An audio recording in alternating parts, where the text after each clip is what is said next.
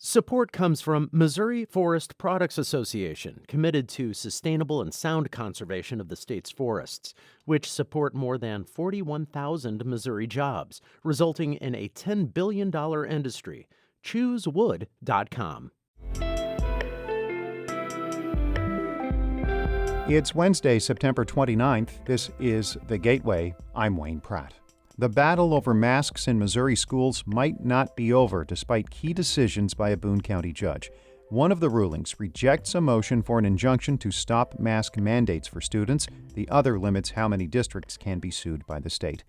The Attorney General's office is suggesting that it still might continue the legal fight. Those decisions mean schools throughout Missouri can still implement mask mandates, at least for now. St. Louis Public Radio's Sarah Kellogg reports.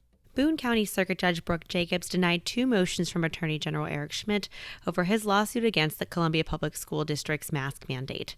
In addition to rejecting the preliminary injunction, Jacobs also denied Schmitt's motion to apply class action status to his suit against Columbia schools. If Jacobs had approved putting schools together, Schmitt would have been able to sue other districts that implemented mandates all in the same suit. Now the suit only applies to Columbia. Speaking for the Attorney General, lawyer John Sauer said if the motion to certify the districts as a class failed, the result could be varied and inconsistent standards. Sauer told Jacobs the Attorney General's office would refile the preliminary injunction, this time just against Columbia. I'm Sarah Kellogg, St. Louis Public Radio. Missouri lawmakers are weighing potential responses to an order from the Biden administration requiring vaccinations for businesses with 100 or more employees. Democratic Representative Ian Mackey of St. Louis County supports the mandate, calling it a requirement to keep workers safe.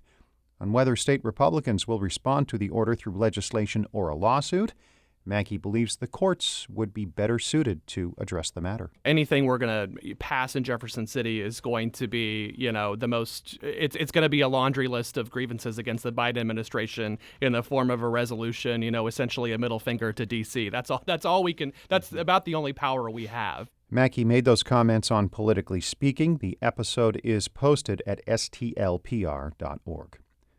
The process of reducing the number of wards in St. Louis by half is underway. Voters approved the reduction nearly a decade ago, and as St. Louis Public Radio's Corinne Ruff reports, it will likely continue to be a contentious and lengthy process. Aldermen have attempted numerous times to block ward reduction, but now the deadline is looming. An amendment to the city's charter requires a plan by the end of the year to reduce the number of wards from 28 to 14. 10th Ward Alderman Joseph Vollmer is chairman of the committee overseeing the process. He says members will meet weekly over the next several months to redraw ward lines. That's despite opposition from a pending ballot initiative that seeks to assemble an independent commission to oversee the redistricting process. To us, the ballot proposition is their worry, not ours. We do our job. We do what we're supposed to do. We are the elected officials. This is our job. And we have to complete this process and do it as best we can. Vollmer says aldermen will need to work together to get it done. I'm Corinne Ruff, St. Louis Public Radio. Missouri's Economic Development Director has resigned to take a job with Ameren. Rob Dixon says his resignation will be effective October 22nd. He has been director of the Economic Development Department since 2017. Governor Mike Parson says he's confident the team Dixon built will ensure a smooth transition. Parson is considering several candidates to lead the department until a new director is appointed and adds the acting director will be announced before Dixon leaves next month. The Cardinals are in the playoffs. They beat Milwaukee 6-2 last night to claim the final National League wild card spot. It's the Cards' franchise record 17th win in a row. Manager Mike Schilt. I know what this group's about. I know how they prepare. I know how they care. I know how they compete on the field. And not at one turn do they ever give in. Our thanks to Bally Sports Midwest for the audio. The Cardinals will travel to California to take on either San Francisco or Los Angeles in next week's wildcard game.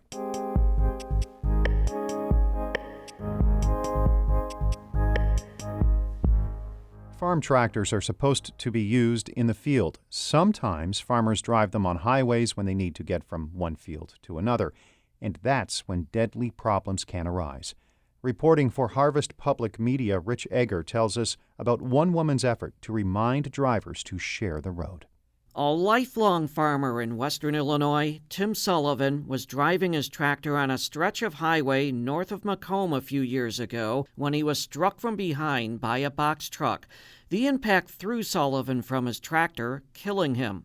He was 64. He loved farming, it made him happy, and he got to do that every day. This is his youngest daughter, Teresa Young. She says as their family drove from the memorial service to the cemetery, they were comforted to see the route lined with tractors of all sizes and even lawnmowers as the community's farmers paid their respects. It really made that drive after the service a memorable one and a beautiful one.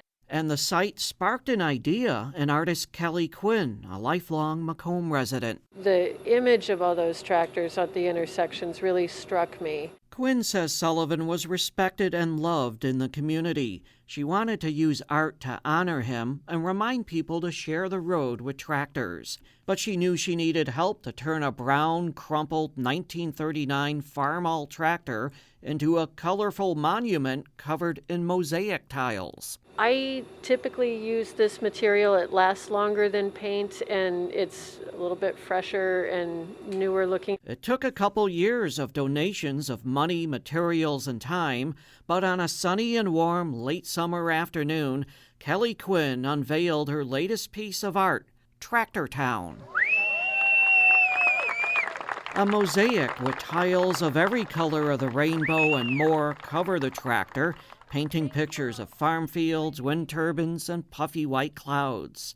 Quinn believes this work of art is one of a kind. Yeah, anywhere in the world. Nobody has mosaicked a tractor before. So it's a special first, and it'll be neat that it is from Macomb. The mosaic tractor now stands at the intersection of two highways and a train crossing near downtown Macomb. We're looking at trying to prevent any future deaths by making Macomb a place where there is awareness through a very unique project of mosaicing antique tractors and putting them on pillars so people see them. Tractor accidents are by far the leading cause of death and serious injury in agriculture, according to the National Ag Safety Database.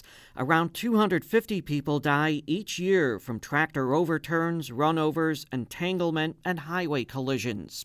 Josie Rudolphi, who researches agricultural safety and health at the University of Illinois, says despite the dangers, farmers use tractors just about every single day. We do know that farmers are very aware of the numerous hazards involved with their work, but they often consider those hazards part of the job. And part of the job sometimes means using public roads to get from one field to another, especially in the spring and fall.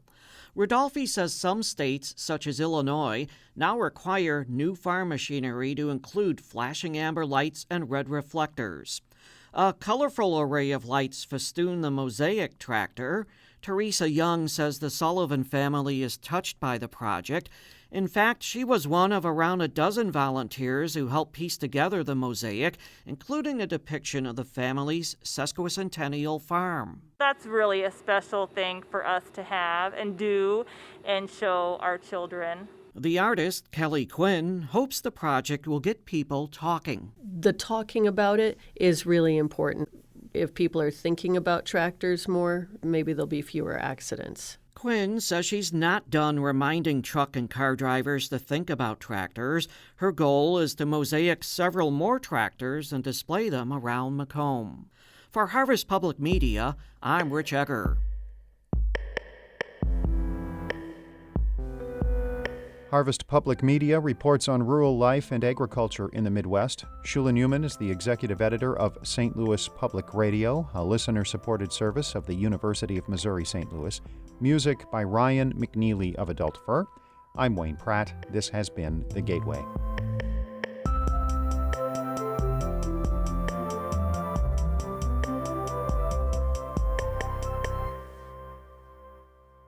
Support comes from the Missouri Forest Products Association, committed to conservation and careful management of the state's forests to make them more resilient and better habitats for wildlife.